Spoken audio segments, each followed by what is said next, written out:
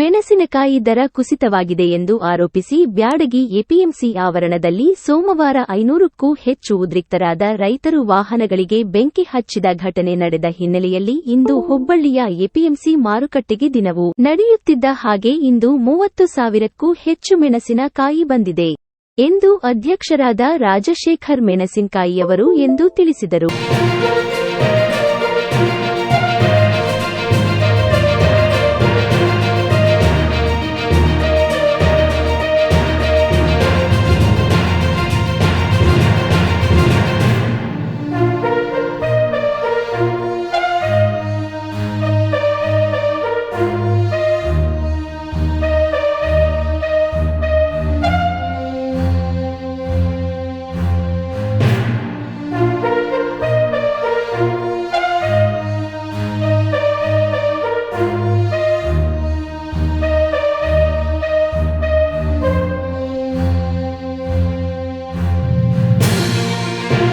ಇವತ್ತಿನ ಹುಬ್ಬಳ್ಳಿ ಮಾರ್ಕೆಟಿಗೆ ಒಂದು 30,000 ಚೀಲ ಅವಕ್ಕಾಗಿದೆ.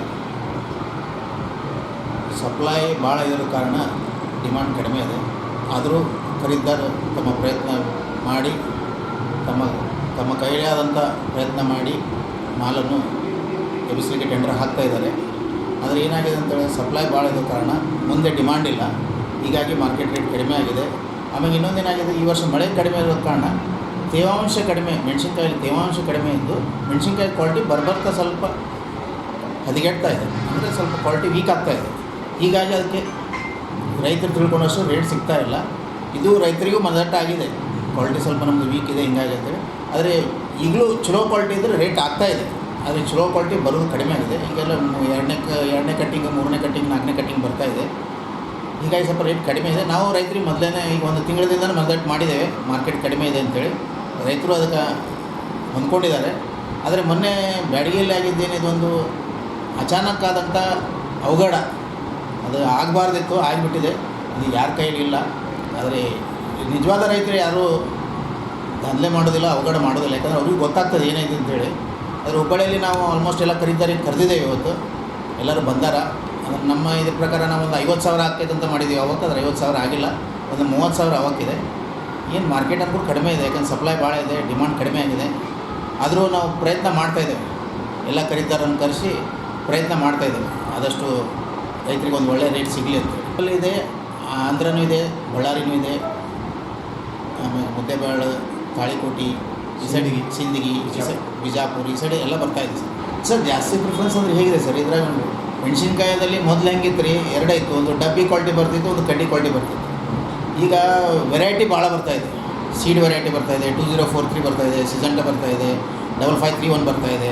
ಈಗ ನೋಡಿ ಸಿಜೆಂಟಾ 5531 ಎಲ್ಲ ರೇಟ್ ಕಡಿಮೆನೇ ಆಗ್ತದೆ, ಇದು ಎಲ್ಲರಿಗೂ ಗೊತ್ತಿದ್ದಿದ್ದೆ. ಹೋದ ವರ್ಷ ಒಂದು ಸ್ವಲ್ಪ ಏನೋ ರೇಟ್ ಇತ್ತು, ಆದರೆ ಈ ವರ್ಷ ರೇಟ್ ಇಲ್ಲ. ಅದು ಇವನ್ ನಮ್ಮ ಲೋಕಲ್ ಕಾಯಿನೂ ರೇಟ್ ಕಡಿಮೆ ಆಗಿದೆ. ನಾವು 35 ಮಾರಿದ್ದೀಗೆಲ್ಲ 15ರಿಂದ 20 ಮಾರ್ತಾಯಿದ್ದೇವೆ, 21 ಮಾರ್ತಾಯಿದ್ದೇವೆ. ಏನು ಅದೇ ರೇಟಿಗೆ ಹೋಗಲಿ ಅಂತೇಳಿ ನಾವು ಬೇಡ್ಕೊಳ್ತಾ ಇದ್ದೇವೆ. ಖರೀದಿದಾರಿಗೆ ಕನ್ವಿನ್ಸ್ ಮಾಡ್ತಾಯಿದ್ದೇವೆ ಸ್ವಲ್ಪ ರೇಟ್ ಹಾಕಿ ಅಂತೇಳಿ. ಅವರು ಪ್ರಯತ್ನ ಮಾಡ್ತಾಯಿದ್ದಾರೆ, ಅವ್ರ ಕೈಲಾದಷ್ಟು ಅವ್ರು ಪ್ರಯತ್ನ ಮಾಡ್ತಾಯಿದ್ದಾರೆ. ದ್ಯಾವನೂರು ಅದೊಂದು ಹೆಸರು ಸರ್, ದ್ಯಾವನೂರಲ್ಲಿನೂ ಈ ವರ್ಷ ಬೆಳೆದಿದೆ. 2-3 ವರ್ಷ ದ್ಯಾವನೂರು ಇದ್ದಿದ್ದಿಲ್ಲ. ದ್ಯಾವನೂರು ಬೀಜನ ತೊಗೊಂಡು ಹೋಗಿ ನಮ್ಮ ರೋಣದವರೆಲ್ಲ ಬೆಳೀತಾರೆ, ಅವರಲ್ಲಿನೂ ಕ್ವಾಲಿಟಿ ಬರ್ತದೆ ಇಲ್ಲ ಅಂತಲ್ಲ, ಆದರೆ ಆ ಕ್ವಾಲಿಟಿಯಲ್ಲಿ ಬರೋದಿಲ್ಲ. ನಿಮ್ಗೆ ಹೇಳಬೇಕಂತಂದರೆ ಇವತ್ತಿನ ಪ್ರಸಂಗದಲ್ಲಿ ದ್ಯಾವನೂರಲ್ಲಿ ಬೆಳೆದ ಮೆಣಸಿನ್ಕಾಯಿ ಸೇಮು, ದ್ಯಾವನೂರು ರೋಣಲ್ಲಿ ಬೆಳೆದ ಮೆಣಸಿನ್ಕಾಯಿನೂ ಸೇಮ್ ಇರ್ತದೆ. ಅದರ ಭೂಮಿ ಗುಣಧರ್ಮದಿಂದ ಇಲ್ಲಿ ಕ್ವಾಲಿಟಿ ಚಲೋ ಬರ್ತದೆ, ಅಲ್ಲಿ ಕ್ವಾಲಿಟಿ ಒಂದು ಸ್ವಲ್ಪ ಲೆಫ್ಟ್ ಬರ್ತದೆ ಅಷ್ಟೇ. ರೈತರಿಗೆ ಏನು ಹೇಳ್ಬೇಕಂತಂದರೆ, ವ್ಯಾಪಾರಸ್ಥರ ಹತ್ರ ಎಲ್ಲರ ಹತ್ರ ಸ್ಟಾಕ್ ಇದೆ, ಸ್ಟಾಕ್ ಡಿಸ್ಪ್ಯಾಚ್ ಆದರೆ ಅವ್ರಿಗೊಂದು ಧೈರ್ಯ ಬರ್ತದೆ ಮುಂದೆ ತೊಗೊಳ್ಳಿಕ್ಕೆ. ಏನಂತ ಇನ್ನೊಂದು ಏನಾಗ್ಬಿಟ್ಟಿದೆ, ಎಲ್ಲ ಕೋಲ್ಡ್ ಸ್ಟೋರೇಜ್ ಫುಲ್ ಆಗಿದೆ. ಬರೀ ರೈತರಿಗೆ ಅಷ್ಟೇ ಕೋಲ್ಡ್ ಸ್ಟೋರೇಜ್ ಸಿಗ್ತಾ ಇಲ್ಲ, ವ್ಯಾಪಾರಸ್ಥರಿಗೂ ಕೋಲ್ಡ್ ಸ್ಟೋರೇಜ್ ಸಿಗ್ತಾ ಇಲ್ಲ. ಸಮಸ್ಯೆ ಇಲ್ಲ ಆಗಿದೆ. ಯಾಕಂದರೆ ಇದೇನಾಗ್ಬಿಡ್ತು, ಇದನ್ನು ನಾವು ಇಷ್ಟು ಬೇಗ ಇಷ್ಟು ಅವಾಗ ಬರ್ತದಂತ ನಮಗೂ ತಲೆಯಾಗೂ ಇದ್ದಿದ್ದಿಲ್ಲ, ಅವಾಗ ಜಾಸ್ತಿ ಆಗ್ತದಂತಿತ್ತು. ಆದರೆ ಈ ವರ್ಷ ಏನಾಗ್ಬಿಟ್ಟಿದೆ, ಎಲ್ಲರೂ ಮೂಲೆಯಲ್ಲಿ ಬೆಳೆದ್ಬಿಟ್ರೆ. ಮೆಣಸಿನಕಾಯಿ ಹೋದ ವರ್ಷದ ರೇಟ್ ನೋಡಿ, ಯಾವ ಏರಿಯಾದಲ್ಲಿ ಮೆಣಸಿನ್ಕಾಯಿ ಬೆಳೆದಿಲ್ಲಲ್ಲ ಅಂಥ ಏರಿಯಾದಲ್ಲಿ ಮೆಣಸಿನ್ಕಾಯಿ ಹಾಕ್ಬಿಟ್ಟಿದ್ದಾರೆ. ದ್ರಾಕ್ಷಿ ತೋಟ ತೆಗೆದು ಕೆಲವರು, ದಾಳಂಬರಿ ತೋಟ ತೆಗೆದು ಮೆಣಸಿನ್ಕಾಯಿ ಹಾಕ್ಯಾರಂತ ನಮ್ಗೆ ಸುದ್ದಿ. ಬಿಜಾಪುರ, ಸಿಂದಗಿ ಆ ಸೈಡೆಲ್ಲ ಅವ್ರು ಯಾವಾಗ ಬೆಳೆದಾರೆ ಸರ್ ಮೆಣಸಿನ್ಕಾಯಿ? ಯಾವಾಗಲೂ ಬೆಳೆದಿಲ್ಲ. ಈ ರೇಟ್ ನೋಡಿ ಎಲ್ಲರೂ ಬೆಳೆದಾರೆ, ಅಷ್ಟೇ ಆಗಿದ್ದು. ಇದು ರೈತರಿಗೆ ಒಂದು ನಾವು ರಿಕ್ವೆಸ್ಟ್ ಮಾಡ್ಕೊಳ್ತಾ ಇರೋದು ಏನಂತಂದರೆ, ಸಪ್ಲೈ ಭಾಳ ಇದೆ, ಡಿಮಾಂಡ್ ಕಡಿಮೆ ಇದೆ, ರೇಟ್ ಮಾತ್ರ ಕಡಿಮೆನೇ ಆಗ್ತದೆ. ಏನು ನಮ್ಮ ತಿಳಿದ ಮಟ್ಟಿಗೆ ರೇಟ್ ಏನು ಜಾಸ್ತಿ ಆಗೋ ಲಕ್ಷಣ ಕಾಣ್ತಾ ಇಲ್ಲ. ರೈತರು ಅಷ್ಟೇ ರಿಕ್ವೆಸ್ಟ್ ಮಾಡ್ಕೊಳ್ಳೋದು, ಒಮ್ಮೆಲೇ ತೊಗೊಂಡು ಬರಬೇಡ್ರಿ ಎಲ್ಲರೂ. ಯಾಕಂದ್ರೆ ಖರೀದಾರ ಹತ್ರ ಸ್ಟಾಕ್ ಭಾಳ ಇದೆ. ಅವರು ಒಂದು ಸ್ವಲ್ಪ ಕುಲ್ಲ ಆದ್ರಪ್ಪ ಅಂತಂದ್ರೆ ಮತ್ತೆ ಅವ್ರಿಗೆ ತೊಗೊಳ್ಳೋಕೆ ಗ್ರೂಪ್ ಬರ್ತದೆ. ಸ್ವಲ್ಪ ಆದಷ್ಟು ನಿಮ್ಮ ಹತ್ರ ಇಟ್ಕೊಳ್ಳೋಕೆ ಪ್ರಯತ್ನ ಮಾಡಿ ಹಗುರವಾಗಿ ತೊಗೊಂಬರ್ರಿ. ಒಂದು ವಾರ ಒಂದು 5 ಚೀಲ ಕಳಿಸ್ರಿ, ಮತ್ತು ಮುಂದಿನ ವಾರ ಒಂದು 10 ಚೀಲ ಕಳಿಸಿ, ಹಿಂಗೆ ಮಾಡಿ ಕವರ್ ಮಾಡಿರಿ ಅಂತ ಹೇಳ್ತಾ ಇದ್ದೀವಿ. ಮತ್ತು ಈಗ ಇಯರ್ ಎಂಡ್ ಇರೋದು ಕಾರಣ ಎಲ್ಲರದ್ದು ಬಿಸ್ನೆಸ್ ಸ್ವಲ್ಪ ಸ್ಲೋ ಆಗ್ತದೆ. ರೈತರು ಇದನ್ನು ಸ್ವಲ್ಪ ತಿಳ್ಕೊಳ್ಬೇಕಂತ ನಾನು ಕೇಳ್ತೀನಿ.